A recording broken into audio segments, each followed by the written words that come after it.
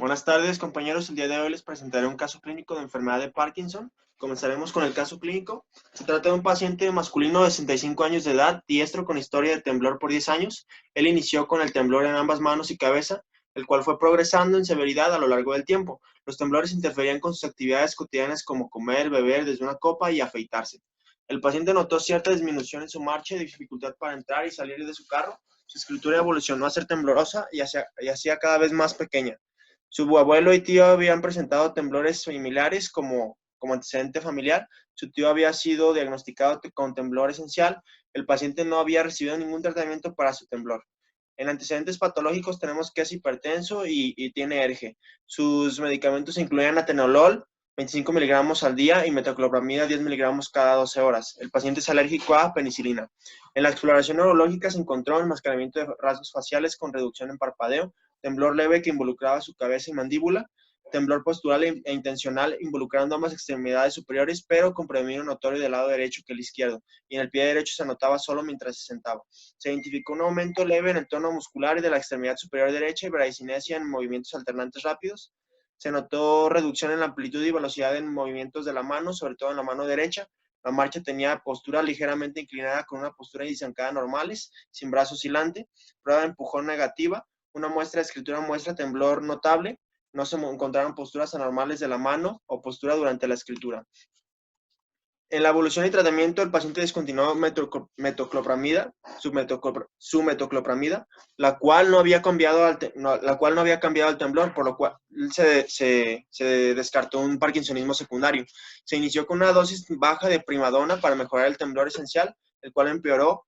El ajuste del atenolol no fue posible debido a la presión arterial baja del paciente. Se le dio el seguimiento un mes después y el temblor esencial mejoró. El paciente no presentaba sedación excesiva como resultado de la toma de primadona y fue capaz de comer con una cuchara y beber de una copa. Continuó teniendo temblor al reposo involucrando la mano derecha. Un año después, en su seguimiento, el temblor al reposo fue más evidente. El paciente se quejaba de una sensación incómoda en el brazo derecho. El tono muscular del brazo derecho estaba aumentado y los movimientos alternantes rápidos fueron más lentos y reducidos en amplitud. El paciente pretendió arrastrar la pierna derecha ligeramente al evaluar la marcha. Al mostrar más signos de enfermedad de Parkinson, el paciente inició el tratamiento con un inhibidor de la monoamina oxidasa tipo beta. Se inició con rasagilina 0.5 miligramos por día y enseguida aumentó a 1 miligramo por día después de 2 semanas. El paciente se sintió mejor con este medicamento, lo cual ayudó a sus síntomas. Analizando el caso, tenemos que es un paciente masculino de 65 años de edad, ya es una edad muy sugestiva de la enfermedad de Parkinson. Empezó con temblores de predominio unilateral y después se hicieron bilaterales, lo cual es característico también del patrón del Parkinson. Tiene antecedentes familiares de Parkinson, lo cual aumenta aún más la incidencia de esta enfermedad, y se descartaron parkinsonismos secundarios porque consumía metoclopramida. Entonces, tenemos en este caso un paciente con enfermedad de Parkinson. Hablando de la enfermedad, la definición, la enfermedad de Parkinson es un trastorno neurológico común y complejo que involucra inicialmente una muerte prominente de neuronas dopaminérgicas de la sustancia negra en la pars compacta. Es el resultado de la deficiencia de dopamina dentro de los ganglios basales que conduce a un trastorno del movimiento caracterizado por los síntomas motores clásicos parkinsonianos. La enfermedad también se asocia a numerosos síntomas no motores. En la epidemiología tenemos que es una enfermedad que ocupa el segundo lugar de las enfermedades neurodegenerativas, solo después de la enfermedad de Alzheimer. Se calcula que en promedio 10 millones de personas a nivel mundial tienen esta enfermedad. Afecta a ambos sexos, pero tiene mayor predisposición en varones con una relación de 3 a 2. El promedio de edad que comienza es de 60 años en adelante, pero también se han identificado grupos más jóvenes que van desde los 20 a 29 años. En los factores de riesgo tenemos que existen factores genéticos y factores ambientales. En los factores de riesgo genéticos tenemos diferentes locos involucrados y diversos genes, como es el caso del SNSA, el PARC2, el LRRK2, DJ1, que son los más importantes, entre otros. Del que más predispone a la enfermedad de Parkinson va a ser la enfermedad de Gaucher, la cual va a estar causada por una mutación en la glucocerebrosidasa. En factores ambientales tenemos el antecedente de exposición a plaguicidas, la presencia de una vida rural y exposición a agua de pozo, traumatismos craneoencefálicos, consumo de beta bloqueadores como propranolol, y aquellos factores que disminuyen la incidencia son el tabaquismo, el consumo de AINES, cafeína y alcohol. Dentro de la fisiopatología se cree que existe una interacción de factores ambientales y genéticos que predisponen a la enfermedad, los cuales involucra desde estados de estrés oxidativo, neuroinflamación, disfunción mitocondrial y estrés proteolítico, lo cual involucra la presencia de agregados proteicos como la alfa-sinucleína que forman los cuerpos de Lewy, muy característicos de esta enfermedad. Esto genera disfunción mitocondrial en las células dopaminérgicas, lo cual genera daño directo a las células, por consiguiente disminución en la producción de dopamina. En la enfermedad de Parkinson se degeneran las neuronas pigmentadas de la sustancia negra, no solamente aquí, sino que también en los locus coeruleus y otros grupos dopaminérgicos del tronco encefálico. La pérdida de las neuronas de la sustancia negra produce el agotamiento de la dopamina en la cara dorsal del putamen, parte de los ganglios basales, y causa muchas de las manifestaciones motoras de la enfermedad de Parkinson. Aquí se puede ver en esta imagen la relación que tiene la inflamación, la toxicidad, la disfunción de mitocondrias y la tensión oxidativa en la formación de agregados proteicos, que esto a su vez condiciona en su conjunto a la muerte celular y a la disminución de dopamina. Se muestra en esta imagen la relación que tiene el mesencéfalo, específicamente la sustancia negra de la pars compacta, con la vía negrostriada y la corteza y los ganglios basales. Aquí se muestran dos vías. Debe de existir una vía directa que estimula la producción de dopamina y una vía indirecta que inhibe la producción de dopamina. Cuando se activa la vía directa hay un aumento en el tono muscular y cuando se activa la vía indirecta hay una disminución en el tono muscular. Para clasificar la patología se utilizan los cuerpos de Lewy. Estos van desde las afectaciones iniciales de las partes inferiores del tronco encefálico, algunas partes del sistema autónomo periférico, sobre todo en el plexo mentérico gastrointestinal, y las vías del sistema olfatorio, sobre todo en el bulbo olfatorio. Ese es un inicio en la fase 1 y 2, que involucra trastornos autonómicos como es la constipación y anosmia o alteraciones de la olfatación. En la fase 3 y 4 va relacionado a trastornos del sueño y motores. Aquí, además de las estructuras anteriormente dañadas, hay una afectación total del tronco encefálico y algunas regiones del sistema, algunas regiones de la corteza. Va más asociado a trastornos motores. Finalmente, en la fase 5 y 6 ya se involucra más un daño a nivel cortical y del sistema límbico, lo cual se asocia a afectaciones cognitivas y emocionales.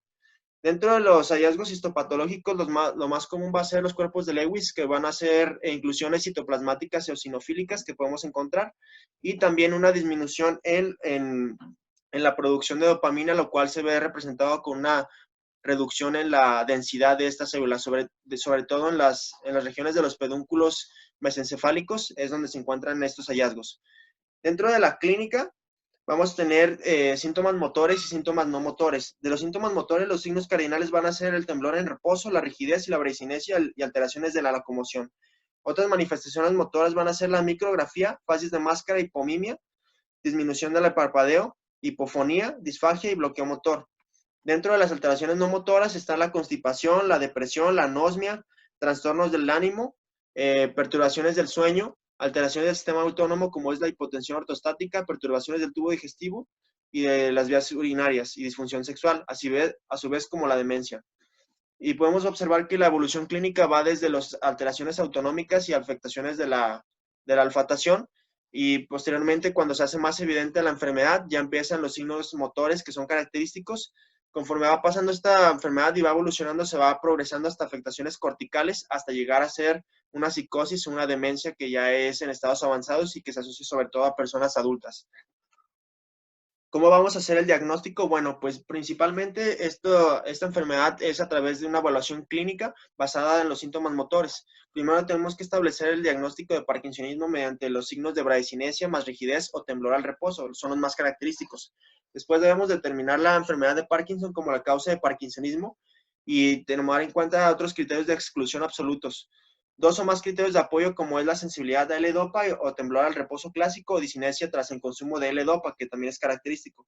Hiposmia o desnerviación simpática cardíaca con una prueba que es MIBG.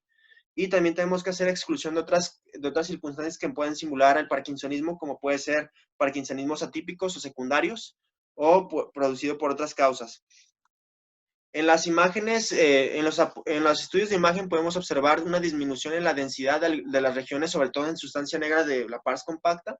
Si se hacen pruebas de este tipo, se puede observar esto, sobre todo en tomografía guiada por por positrones y tomografía guiada por fotones singulares. Se observan estas áreas con disminución en la cantidad de dopamina.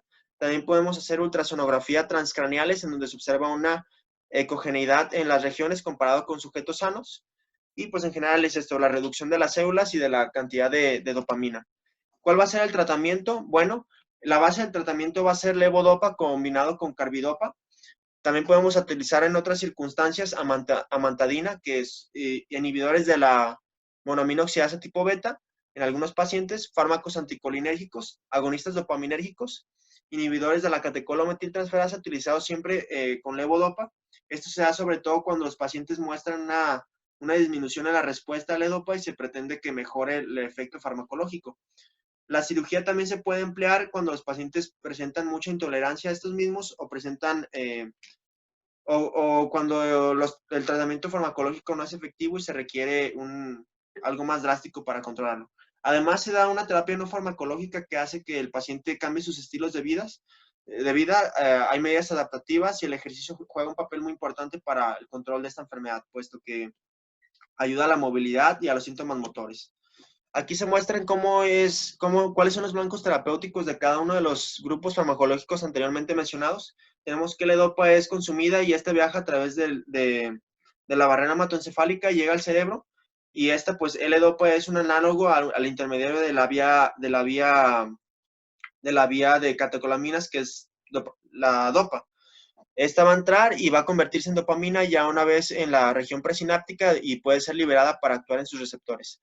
También tenemos otros que son los antagonistas de la descarboxilasa de aminoácidos aromáticos, como puede ser la benseracida, carbidopa. Tenemos también aquellos que son inhibidores de la COMT o catecolometiltransferasa, la entecapona, opicapona o tolcapona. Tenemos también inhibidores de la monoaminoxidasa tipo beta, que son la rasagilina, selegiline, serfinamide. Tenemos agonistas dopaminérgicos de la dopamina, que son la pramipexola, ropirinol y pirivedil, y apamorfina y rotigotina. Todos estos fármacos en su conjunto mejoran la sintomatología motora. A su vez, pues también podemos utilizar otro grupo de fármacos que son aquellos que tratan los síntomas no motores o dopaminérgicos, como pueden ser los antidepresivos, benzodiazepinas para la ansiedad, neurolépticos atípicos como la clozapina o quetiapina como agentes antipsicóticos, sildenafil en caso de que el paciente presente disfunción sexual, anticolinérgicos, laxantes si se presenta la constipación, clonazepam en trastornos del sueño. En el diagnóstico diferencial vamos a tener parkinsonismo atípico, parkinsonismo secundario y otros trastornos neurodegenerativos. En parkinsonismo atípico tenemos diferentes etiologías, como puede ser la atrofia de múltiples órganos y sistemas de tipo cerebeloso parkinsoniano, demencia frontotemporal o parálisis supranuclear progresiva. En parkinsonismo secundario, lo más común es que sea inducido por fármacos, generalmente agentes antidopaminérgicos como antiepilépticos, metoclopramida y clorazepina son unos ejemplos. También pueden ser otros fármacos como el litio, la tetrabenazina, antagonistas de los conductos de calcio y amiodarona. Puede ser causada también por tumores, infecciones, causas de tipo vascular, hidrocefalia normotensa, traumatismos, insuficiencia hepática e intoxicación por diferentes agentes como puede ser el cianuro, el monóxido de carbono, el manganeso y el metanol. En parkinsonismo, en otros trastornos neurodegenerativos tenemos enfermedad de Wilson, enfermedad de Huntington, neurodegeneración con acumulación de hierro en encéfalo, ataxia cerebelosa, enfermedad de Alzheimer con parkinsonismo y demencia por cuerpos de Lewy, que es lo más común. Por mi parte es todo, espero que les haya servido esta presentación y